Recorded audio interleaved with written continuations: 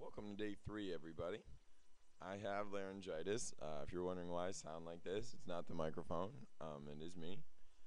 So I apologize for that. I'll try to get through this as clearly as I can, I guess. But anyway, here we are in Photoshop. I've opened up a picture. This is actually by an artist named Mike Mignola. He does, there's a character in movies and things called about Hellboy is one thing you may have heard of. He does a few other things. He's probably my favorite illustrator for various reasons. I opened up a picture of his in Photoshop, and let's just review here. On the left, tools. If you want to touch the image, if you want to change something in particular here, you're going to go to tools. If I want the brush to, if I want to put paint down, if I want to give this guy, a smiley face or something like that, then that is going to be a brush. Which is going to be my tool set. Or if I want to draw a curve on here, or if I want to, for instance, I'm going to use this thing, the quick selection tool. If I wanted to say, okay, I want to take this blue flame and I want to change it. Well, remember this concept of selection, which we were mainly working with whole images. Selection is where you are telling Photoshop, this is the area I'm interested in. This area. And so now that I've done that, and I've used the selection, but again I had to use a tool to click out here to say that area. Then I could do things like adjustments, and then I could go to my colors. Now normally these would do the whole image, but if you have selection on, it knows. And so I could go to variations. Let's make it a little bit more green. Okay, I don't know if that's green in your video because of the compression.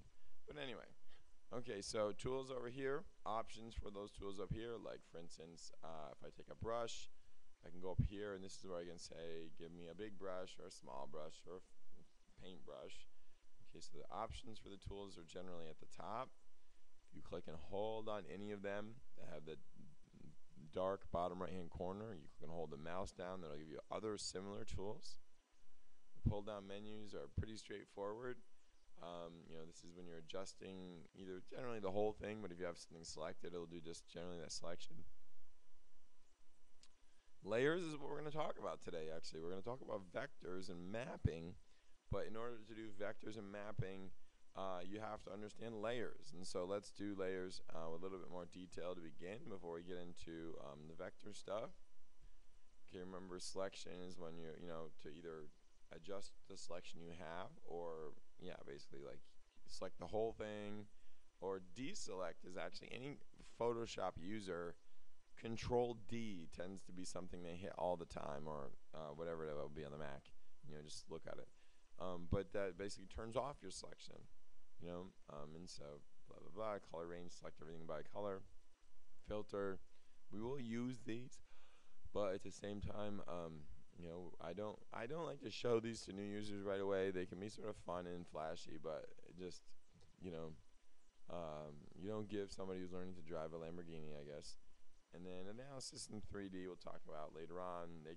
3D especially sort of like a filter to an extent. And then view, it controls how you're looking at it. Like right now I'm seeing this image at 100%. So I'm cool with view. Maybe I want to zoom in to see it bigger, and I might want to zoom in then. But generally, you want to be aware of what you're seeing and how is it bigger or smaller than the real deal.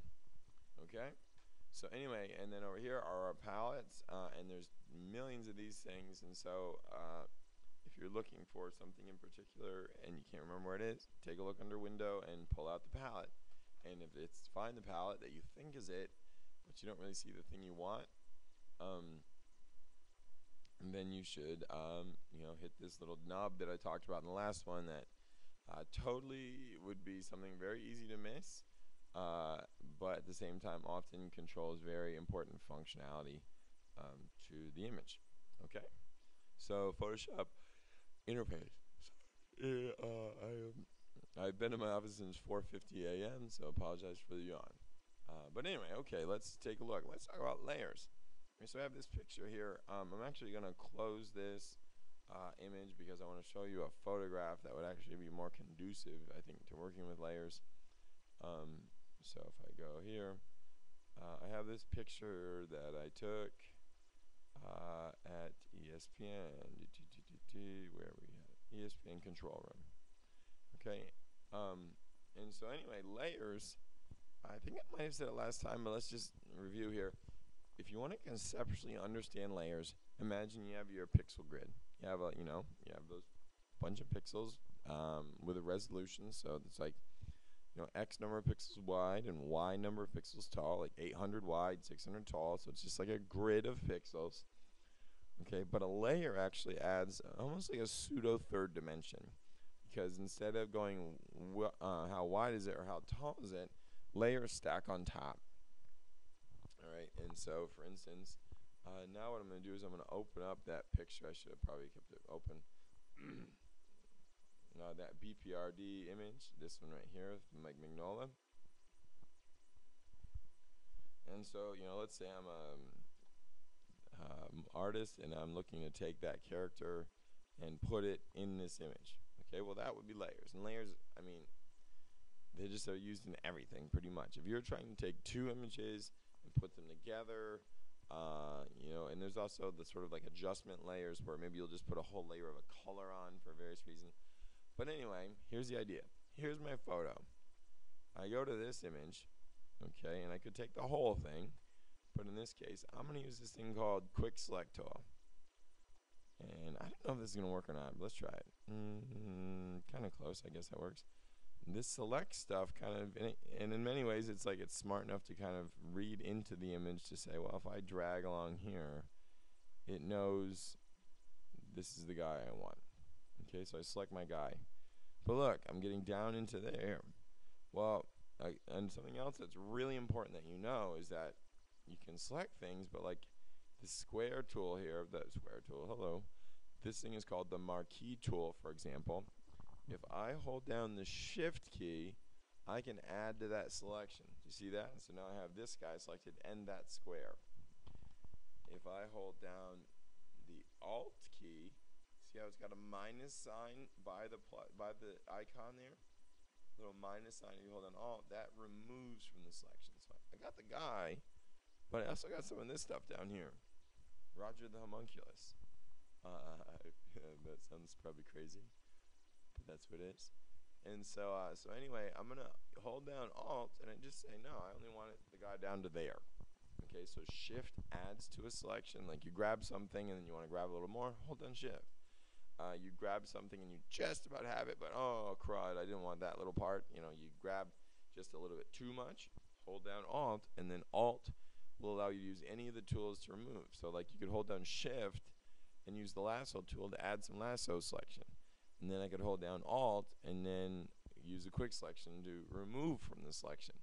And remember, selecting is telling the computer what you want. I want this guy, so I select him. Okay, and again, I know that probably is like a lot of you are like eye rolling, like I know this, but not all of you do. And again, like I said last time, formalized operations. Selecting is communicating to the computer what you want, and it's easier if you think of it that way. You're not drawing a line around or blah blah blah. You're telling the computer what you want. So I told the computer, I want this guy who is called the Black Flame. All right. And then I could do things. I could manipulate this image, just that guy. I could scribble on it, whatever. But in this case, I'm going to copy him.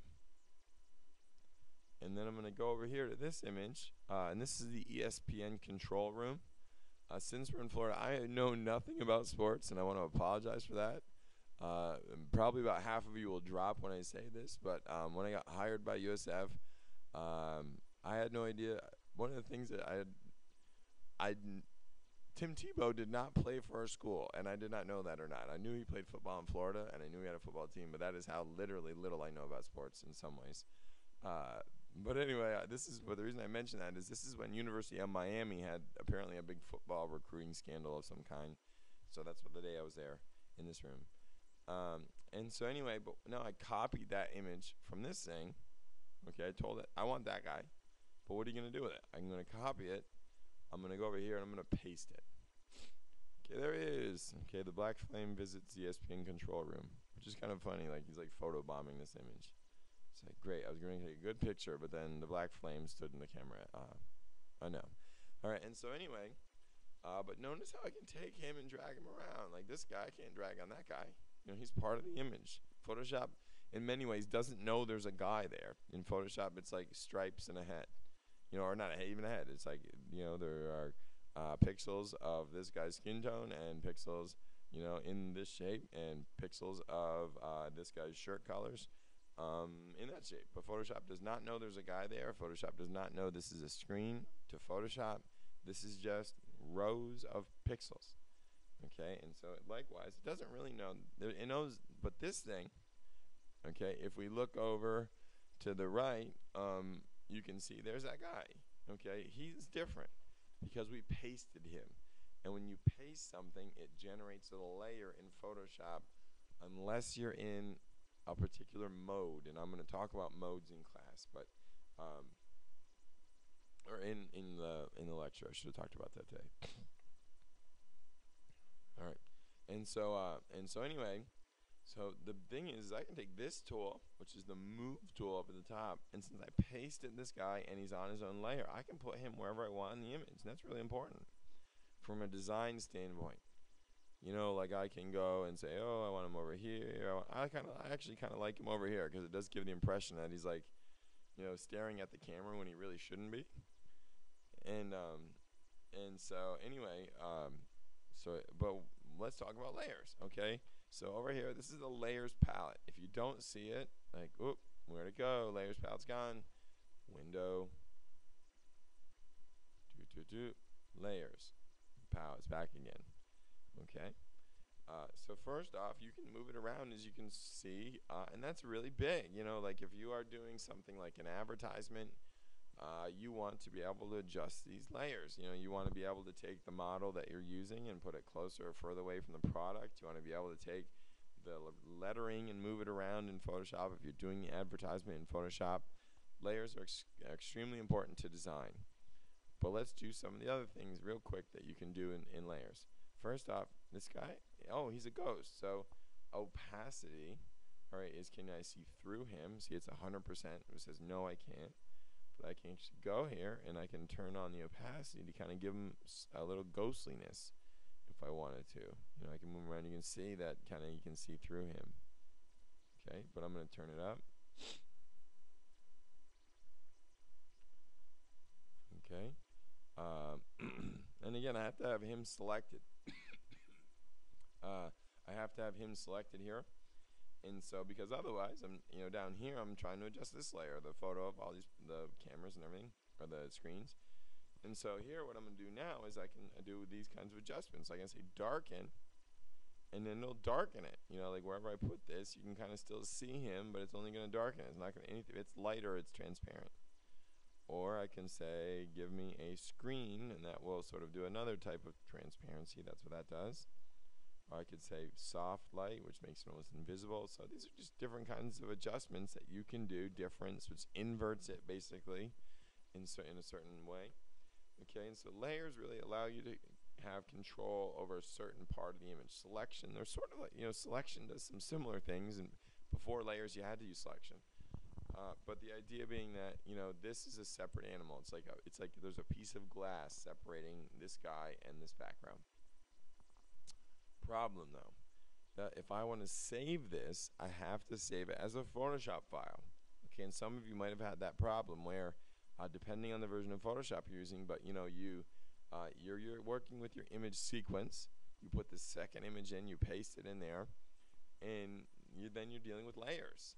You know, and so you have to keep track of this. And what will happen is like if somebody pastes things repeatedly, you know, they'll get multiple layers that they don't want. And so if you want to get rid of a layer, you click on it, and then down here at the bottom is the trash can. So as long as this is selected, I'm telling it I want that layer, I click the trash can, and it goes away. Okay, and I'm going to paste it again. Let's watch that again. So here's our background. I say edit, paste, pow, and there we go. The black flame comes back again. Cool. All right, and so so just understand that layers are, you know, it's a layer. It's on top of the other one. It allows you to do things like work with each part of the image separately. Like I could go to the background now and say, let's say,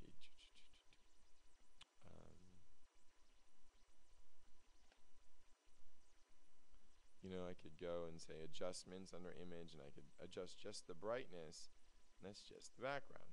Okay, or I could turn up the contrast so it looks kind of more like a Magnolia image, but the idea is that I can adjust the background, I can adjust this. And when you're getting up into when you really know what you're doing in Photoshop, your image can have like 15 layers. Okay, so and then also the other thing you could do, and so I'm gonna take this image, I'm gonna close it. I'm gonna actually open up another image to open a third layer now. I just happen to have some Mike Magnolia art here today.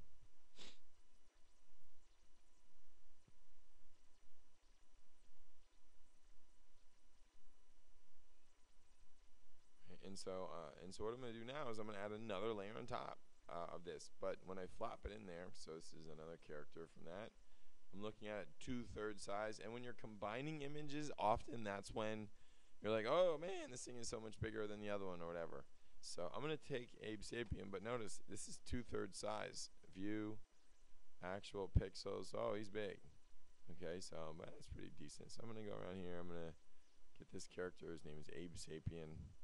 So again, I'm going to use this quick selection tool. I could use a whole host of these tools. I could use, this the magic wand tool or the lasso tool if I wanted to. But anyway, I'm going to go through here. Okay, now you can see that the tool I'm using is having a tough time seeing between this guy and this guy. They're both dark, so that's where I'm going to take this thing, the lasso tool.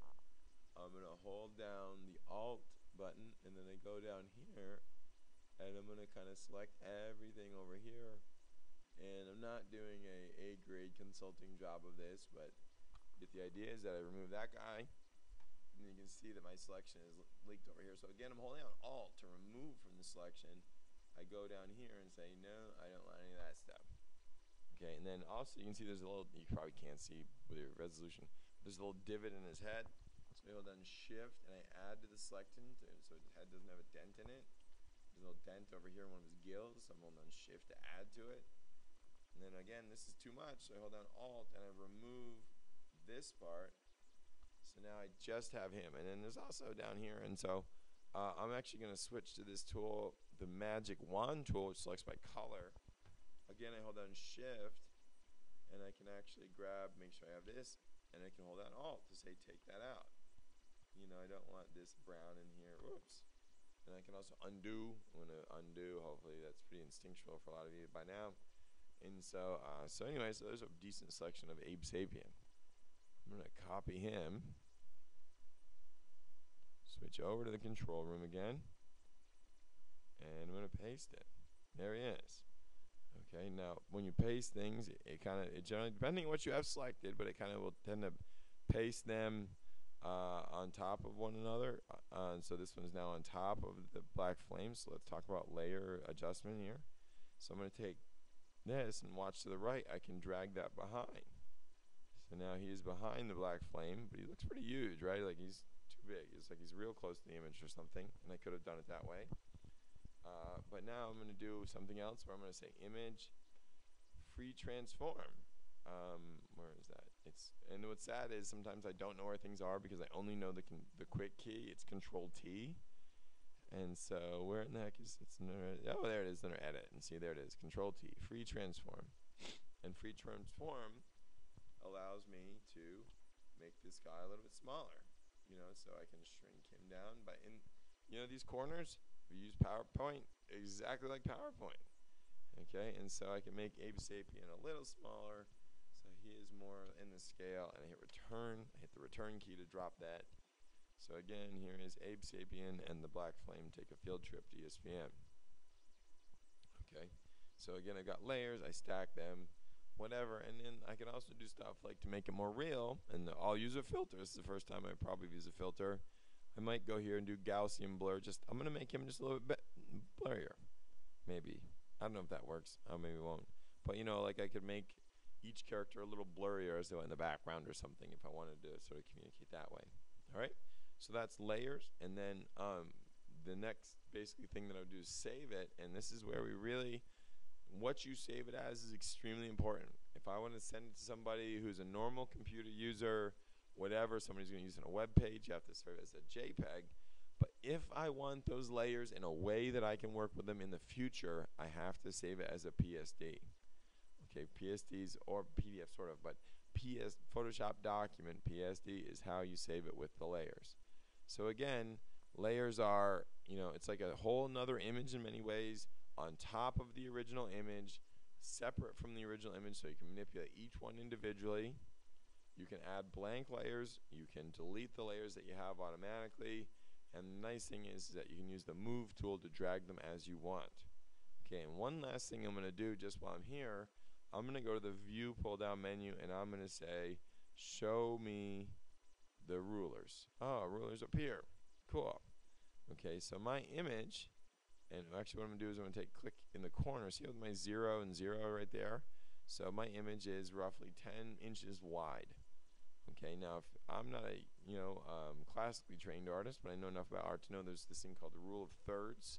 If you, instead of lining things up in the middle, which sometimes can be uncomfortable looking, forced, I'm going to actually drag out this thing, which is called the guide. And guides don't show up in your print, they don't show up you put on the web.